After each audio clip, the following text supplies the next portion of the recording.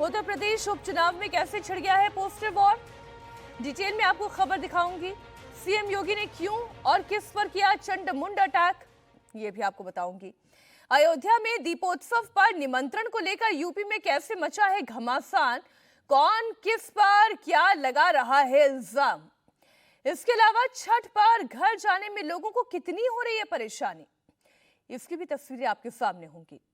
आतिशबाजी के जहर से लेकर दिल्ली में डबल मर्डर का कहर, हर खबर होगी। लेकिन सबसे पहले बात अयोध्या में दीपोत्सव में निमंत्रण को लेकर छिड़े हुए घमासान की।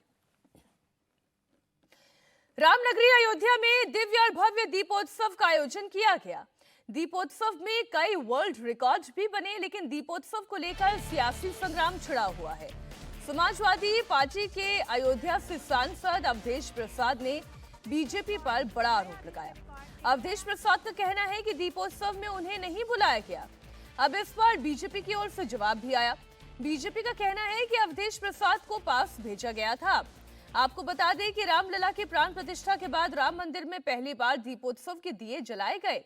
सरयू के किनारे 25 लाख से ज्यादा दिए जलाकर नया रिकॉर्ड बनाया गया, जबकि 1000 से ज्यादा वेदाचार्यों ने एक साथ आरती करके एक और विश्व रिकॉर्ड बनाया।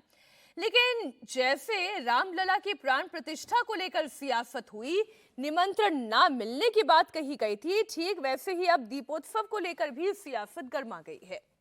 समाजवादी पार्टी के सांसद अवधेश प्रसाद का आरोप है कि उन्हें दीपोत्सव में नहीं बुलाया गया। अवधेश प्रसाद ने तो यहां तक कह दिया कि अगर उन्हें बुलाया जाता तो मीडिया कवरेज उन्हें ज्यादा मिलती और इस वजह से उन्हें न्योता नहीं दिया गया।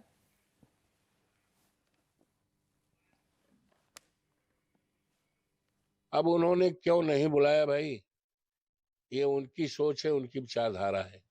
लेकिन तमाम लोग कहते हुए पाए गए आज कि आपको इसलिए नहीं बुलाया कि अगर आप आते तो आप ही की ज्यादा चर्चा होती, कि मीडिया के लोग आप ही को ज्यादा खबर करते, और हो सकता उस समय जो हमारे मुख्यमंत्री आदरणीय योगी जी थे, शायद उन पर कम कैमरा चलता। ये भी सुना है कि उसमें कोई लोग जा पाए हैं जिनको कार्ड था।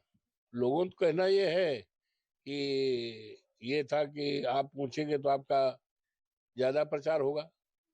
जैसे आज पूरे देश दुनिया में आप चुनाव जीत गए हैं तो शायद दुनिया में आपकी चर्चा है, आपका प्रचार है, और भारतीय जनता पार्टी फीकी पड़ रही है। तो ये भी लोगों का कहना है कि वो इस उसमें थे कि उनको अगर बुलाएंगे तो उन्हीं का ज्यादा चलेगा, हम लोग फीकी हो जाएंगे और हमारी दिवाली फीकी हो जाएगी। अवधेश प्रसाद ने आरोप लगाया तो बीजेपी की ओर से इसका जवाब भी आया। बीजेपी की ओर से अयोध्या के मेयर गिरीशपति त्रिपाठी सामने आए। उन्होंने कहा कि सांसद अवधेश प्रसाद को पास भी भेजा गया था। साथ ही आरोप लगाया कि वो दीपोत्सव में इसलिए आए क्योंकि वो और उनकी पार्टी को अयोध्या के विकास से जलन है। बहुत दुर्भाग्यपूर्ण है कि अयोध्या के निर्वाचित सांसद, जिनको इस उत्सव में जिनका खुद का भी उत्तरदायित्व है, जिनकी खुद की भी सहभागिता होनी चाहिए, लेकिन उन्होंने अपने उत्तरदायित्व और सहभागिता से बचते हुए न सिर्फ उन्होंने उत्सव में आने से इनकार किया, बल्कि उनकी अलग से पास की व्यवस्था थी, उनकी अलग से बैठने की व्यवस्था थी। उस व्यवस्था से इनकार करते हुए उन्होंने इस दीपोत्सव की आलोचना की, जो अयोध्या के आध्यात्मिक वैभव से जिन लोगों को जलन हो रही है, जो लोग अयोध्या के विकास के विरोधी लोग थे, जिन्होंने अपने शासनकाल में 8-8 घंटे की लाइट यहाँ पर गायब करके रखा, जिन्होंने अराजकता और भय और गुंडाई का वातावरण अयोध्या में बना के रखा, उन लोगों को आज अयोध्या का यह विकास, अयोध्या की यह व्यवस्था, अयोध्या का यह वैभव उनको अच्छा नहीं लगता है। और वो सिर्फ अयोध्या इसलिए आते हैं कि अयोध्या के इस विकास में कोई विसंगति देखकर उसको पूरी दुनिया के सामने लाएं। मैं अयोध्या के इस सांसद के इस कृत्य की घोर निंदा करता हूं। और बीजेपी नेता गिरीशपति त्रिपाठी ने यह साफ कर दिया है कि अवधेश प्रसाद को न्योता भेजा गया, तो वहीं उत्तर प्रदेश के सीएम योगी आदित्यनाथ ने दीपोत्सव का मतलब भी समझाया। अवधेश प्रसाद ने अयोध्या के दीपोत्सव कार्यक्रम को बीजेपी के बांटने वाली मानसिकता के तौर पर बताया। सीएम योगी आदित्यनाथ ने दीपोत्सव को राम राज्य की स्थापना से जोड़कर आईना दिखाया। दीपोत्सव जब भी होता है तो राम राज्य की स्थापना होती है, राम राज्य की स्थापना। राम राज्य का मतलब बिना भेदभाव के शासन की योजना का लाभ समाज के हर तबके को प्राप्त होना, बिना भेदभाव के शासन की योजना का लाभ प्राप्त होना, न जाति के नाम पर भेदभाव, न क्षेत्र के नाम पर, न भाषा के नाम पर, न छुआछूत और अस्पृश्यता के नाम पर, न अगड़े पिछड़े के नाम पर कोई भेदभाव जब नहीं होता है। और यही तो कार्य 10 वर्षों से प्रधानमंत्री मोदी जी के नेतृत्व में भारतीय जनता पार्टी की सरकार ने किया है। मकान मिलेगा सबको, राशन मिलेगा सबको, आयुष्मान के 5 लाख रुपए की इस कार्ड की सुविधा, मुफ्त उपचार की व्यवस्था मिलेगी सबको। योगी आदित्यनाथ ने राम राज्य का मतलब समझाया, साथ ही विपक्ष पर बांटने वाले पॉलिटिक्स करने का भी आरोप लगाया। यूपी उपचुनाव के बीच योगी आदित्यनाथ ने विपक्ष पर बड़ा प्रहार किया। योगी आदित्यनाथ ने विपक्ष की तुलना राक्षसी शक्तियों से की। योगी ने विपक्ष को बांटने की राजनीति करने वाला कहते हुए कहा कि उनमें रावण और दुर्योधन का डीएनए है। दरअसल दीपावली के मौके पर योगी आदित्यनाथ ने गोरखपुर में कार्यक्रम के दौरान विपक्ष पर निशाना साधा, जनता को आगाह करने की कोशिश की। योगी ने कहा कि कोई जाति के नाम पर बांट रहा है, कोई भाषा के नाम पर। अगर ऐसी ताकतों के धोखे में आकर उन्हें मौका दे दिया तो ये फिर वही काम करेंगे, गुंडागर्दी का, अराजकता, दंगा कराने का। ये कहीं ताड़का को भेजेंगे, कहीं खरदूषण को भेजेंगे, कहीं चंडमुंड को लेकर जाएंगे, अव्यवस्था पैदा करेंगे। योगी आदित्यनाथ ने इसे 2017 से पहले के शासनकाल से जोड़ा, चेतावनी देते हुए कहा कि आज जो गुंडागर्दी करेगा उसका राम नाम सत्य हो जाएगा। कोई जाति के नाम पे बांट रहा है, कोई क्षेत्र के नाम पे बांट रहा है, कोई भाषा के नाम पे बांट रहा है, कोई अव्यवस्था पैदा कर रहा है। याद करना, ये बांटने वाले तत्व, इनमें रावण और दुर्योधन का ही डीएनए इसमें काम कर रहा है। ये वही काम कर रहे हैं जो त्रेता युग में रावण ने किया था। और याद करना, जब भी आप इन लोगों को, बांटने वाले तत्वों को धोखे से अगर मौका दे दिया, ये फिर वही काम करेंगे, गुंडागिर्दी का, अराजकता का, दंगा कराने का। कहीं ताड़का को भेजेंगे, खरदूषण को भेजेंगे, कहीं चंडमुंड इनके जाएंगे, अव्यवस्था पैदा करेंगे, दुर्व्यवस्था पैदा करेंगे। बेटी की सुरक्षा के लिए, किसी बहन की सुरक्षा के लिए ये लोग खतरा पैदा होंगे। कहीं पर गरीबों की जमीनों पर कब्जा करेंगे, कहीं व्यापारी का अपहरण करेंगे, कहीं राह चलते हुए किसी राहगीर को गोली मारेंगे, कहीं दंगा भड़काएंगे, पर्व और त्योहार के पहले दंगा भड़काएंगे, उसमें खलल डालने का काम करेंगे। यही तो ये लोग करते थे 2017 के पहले। मालूम है कि अब कोई खतरा यानी सुरक्षा में सेंध लगाएगा तो राम नाम सत्य है की तरफ चला जाएगा। अब सेंध नहीं लगा पाएगा। अब कोई जबरन कानून को हाथ में लेगा तो उसे भी मालूम है कि कानून उसको फांसी के फंदे तक लेके चला जाएगा। अगर कोई किसी बेटी पर हाथ डालेगा, किसी राह चलती हुई किसी बहन पर इज्जत के साथ खिलवाड़ करेगा तो उसे भी मालूम है कि ये रास्ता उसे दुर्योधन और दुशासन की गति को प्रदान कर देगा। रावण और कुंभकर्ण की तरह ही उसकी भी दुर्गति कर देगा। अगर कोई दंगा करा करके पर्व और त्योहारों के पावन पर्व में खलल डालने का कार्य करेगा तो उसे भी मालूम है कि इसके बाद तो फिर उसका पुतला ही जलाया जाना बाकी रह जाएगा। और इसीलिए जब यह गारंटी सरकार ने दी है सुरक्षा की, बिना भेदभाव के सबको सुरक्षा, योगी आदित्यनाथ ने विपक्ष को चंडमुंड और खरदूषण के साथ जोड़ा तो वहीं राम भक्तों की तुलना हनुमान से कर दी। उन्होंने कहा कि जो राम भक्त है वही राष्ट्र भक्त है।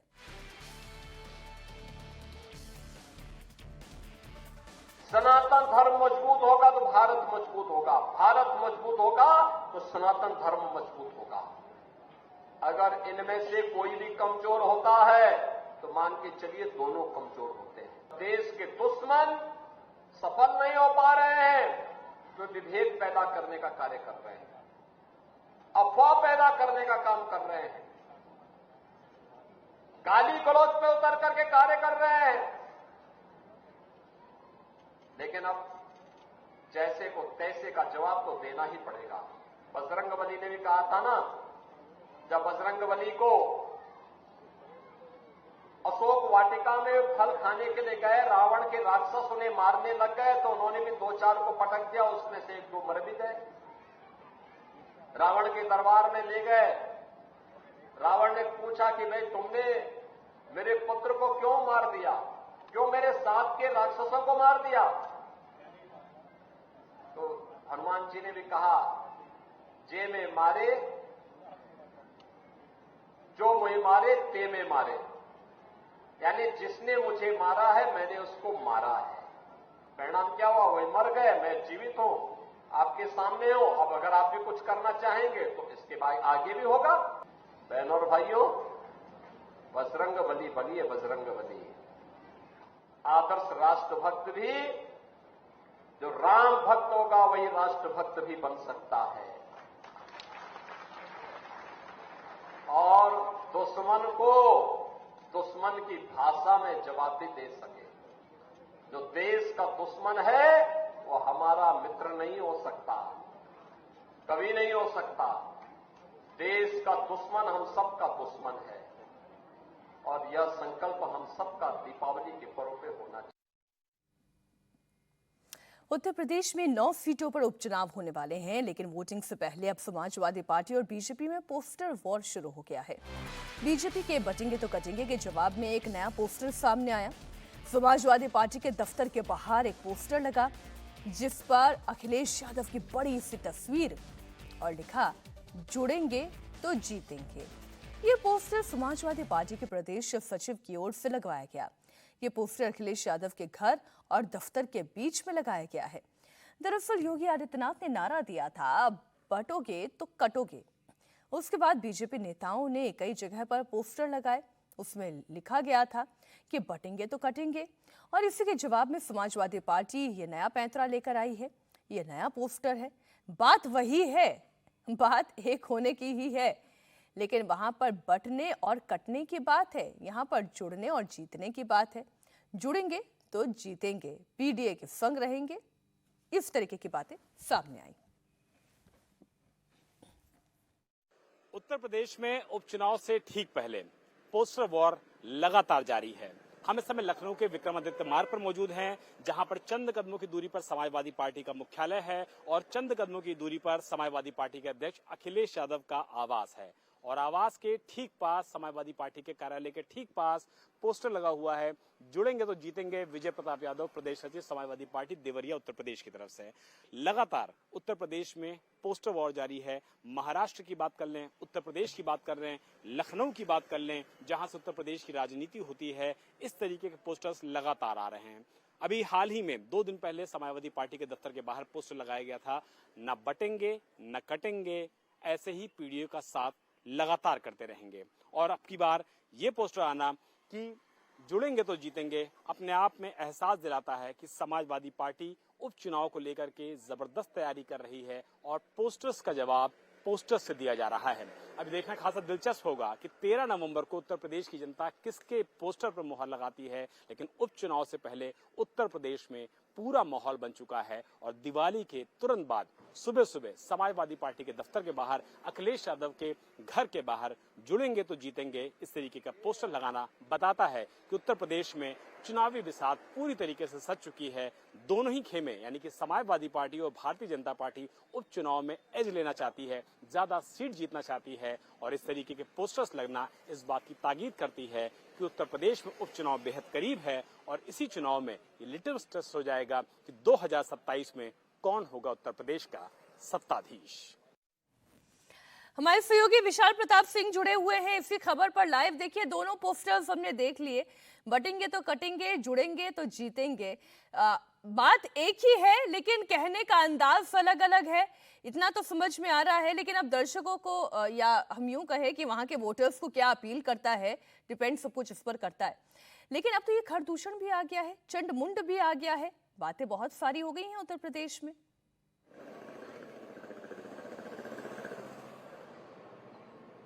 मीनाक्षी, दिवाली जरूर पूरे देश में खत्म हो चुकी है कल रात, लेकिन जो उत्तर प्रदेश की दिवाली है वो ऐसा लगता है वो लगातार जारी है। उसके पीछे कारण ये है कि 13 नवंबर को उत्तर प्रदेश की 9 उपचुनाव की सीटों पर वोटिंग होनी है और जिस तरीके से माहौल उत्तर प्रदेश में बना हुआ है, जिस तरीके से पोस्टर वॉर जारी है, जिस तरीके से उत्तर प्रदेश के मामलों की चर्चा महाराष्ट्र के चुनाव तक में हो रही है, उन पोस्टर्स की चर्चा हो रही है जिसमें मुख्यमंत्री योगी आदित्यनाथ ने अपने तमाम रैलियों में, तमाम संबोधनों में कहा था कि बटोगे तो कटोगे, और इसी के जवाब में समाजवादी पार्टी की तरफ से आज का जो पोस्टर है कि जुड़ेंगे तो जीतेंगे, कुल मिलाकर के आपने जो कहा कि बात एक ही है, कहने का ढंग अलग है, यानी कि ग्लास जो है वो आधा खाली है या आधा भरा है, लेकिन जो मतलब है वो बिल्कुल साफ है। सभी की निगाहें 2027 पर हैं, सभी की निगाहें उत्तर प्रदेश के उपचुनाव पर हैं और इसी वजह से दिवाली भले खत्म हो गई हो, त्योहार भले खत्म हो गया हो, लेकिन जो एग्रेशन है, जो दिवाली की आक्रामकता है, दिवाली की जो चीजें नजर आती हैं वो उत्तर प्रदेश की फिजाओं में अभी भी नजर आ रही हैं। और 13 नवंबर को उत्तर प्रदेश के मतदाता किसको अपना वोट देते हैं, किसको अपना समर्थन देते हैं, ये तो 13 तारीख को पता लगेगा। लेकिन जिस तरीके से उत्तर प्रदेश में चुनाव बेहद करीब है, उससे पोस्टर से अंदाजा लगाया जा सकता है कि उत्तर प्रदेश की फिजाओं में दिवाली का रंग हो सकता है हल्का पड़ रहा हो, लेकिन चुनावी रंग यहां सराबोर है और हर पार्टी अपनी जीतने के लिए भरसक प्रयास कर रही है, जिसमें समाजवादी पार्टी और भारतीय जनता पार्टी के बीच उत्तर प्रदेश के उपचुनाव में सीधा मुकाबला नजर आ रहा है और यह मुकाबला फिलहाल हो रहा है पोस्टर्स के जरिए। मीनाक्षी जी, बहुत शुक्रिया विशाल आपका पूरी जानकारी के लिए। दिल्ली में दिवाली के बाद सांसों का दिवाला निकल गया है। आबो हवा खराब है तो यमुना का पानी भी जहरीला हो चुका है।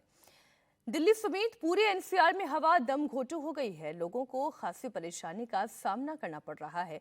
तो वहीं यमुना का पानी गंदगी से भर गया है। जहरीला झाग पानी में तैर रहा है। दिवाली के बाद छठ की तैयारियां जोरों पर चल रही हैं, लेकिन यमुना का जहरीला पानी ये लोगों की खुशियों पर पड़ता हुआ दिखाई दे रहा है। ये तस्वीरें आप देखें, दिल्ली की हवा हो चाहे यमुना का पानी हो, दोनों ही पोल्यूटेड दिखाई दे रहा है। उसके पीछे कारण ये है कि यमुना में एक तो चाहे वो इंडस्ट्रियल वेस्ट हो चाहे हाउस वेस्ट हो, वो सारा वेस्ट यमुना में जाकर एकत्रित होता है, जिसकी वजह से ऐसा जहरीला झाग तैयार होता है। अब छठ पूजा का समय नजदीक आ रहा है, तब तक यमुना का पानी अगर साफ नहीं हुआ, इसी तरीके का गंदा बना रहा, तो दिल्ली में रहने वाले पूर्वांचली कैसे छठ पूजा मनाएंगे, ये बड़ा सवाल है। और दूसरा, जो दिल्ली सरकार वादा करती है कि हमने हवा को साफ करने के लिए कोशिशें कर ली हैं, हमने पानी को साफ करने की कोशिशें कर ली हैं, तो अगर कोई कोशिश हुई भी है तो वो दिखाई तो नहीं दे रही है। रही बात हवा की, हवा भी प्रदूषित है। AQI लेवल डेंजर जोन में बना हुआ है। यमुना में जहरीले झाग के बीच दिल्ली सरकार के मंत्री गोपाल राय ने बड़ा दावा किया। गोपाल राय का कहना है कि दिल्ली में धूमधाम से छठ मनाई जाएगी। यमुना में जो झाग है उसकी असली वजह उत्तर प्रदेश से आने वाला गंदा पानी है। भी झाग देखा जा रहा है, आज झाग ज़्यादा बढ़ गया, लगातार छिड़काव तो किया जा रहा है, लेकिन वो टेम्परेरी सोल्यूशन है। लगातार झाग, एक दिन छिड़काव होता है, अगले दिन फिर झाग बढ़ जाता है। छठ आ रही है, क्या इंतजाम कीजिए? देखो, यमुना में मैंने अभी पता कराया, पल्ला में झाग नहीं है, वजीराबाद में झाग नहीं है, ITO पे झाग नहीं है। झाग कहाँ है? कालिंदी कुंज में। तो अस्थायी समाधान बहुत सिंपल है। उत्तर प्रदेश गंदा पानी छोड़ना बंद कर दे, अभी बंद कर दे, कल झाग बंद हो जाएगी। अब वो छोड़े जा रहे हैं तो उसका साफ तो हमें करना है, हम सफाई कर रहे हैं। समाधान अस्थायी तो उसका एक ही है कि उत्तर प्रदेश जो है गंदा पानी छोड़ना बंद कर दे। जैसे ITO में, जैसे वजीराबाद में, जैसे पल्ला में, वैसे वहां भी साफ हो जाएगी।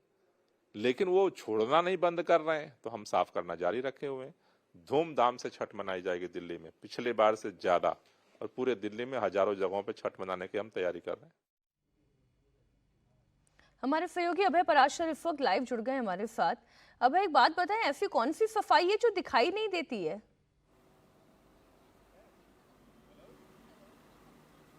देखिए, बिल्कुल, और हमेशा की बात है मीनाक्षी, पिछले साल भी हमने इसी पर लेकर बात की थी, चर्चा की थी, और ये तस्वीरें आप देख लीजिए। फिलहाल जो बोट है उसके जरिए केमिकल का छिड़काव इस वक्त यमुना में किया जा रहा है। कालिंदी कुंज में हम मौजूद हैं। बहुत ज्यादा झाग यहाँ पर थोड़ी देर पहले थे। अगर आप वहां से देखेंगे जहां पर गेट है, मीनाक्षी, यहाँ पर कालिंदी कुंज में 27 गेट हैं जहां से पानी आता है।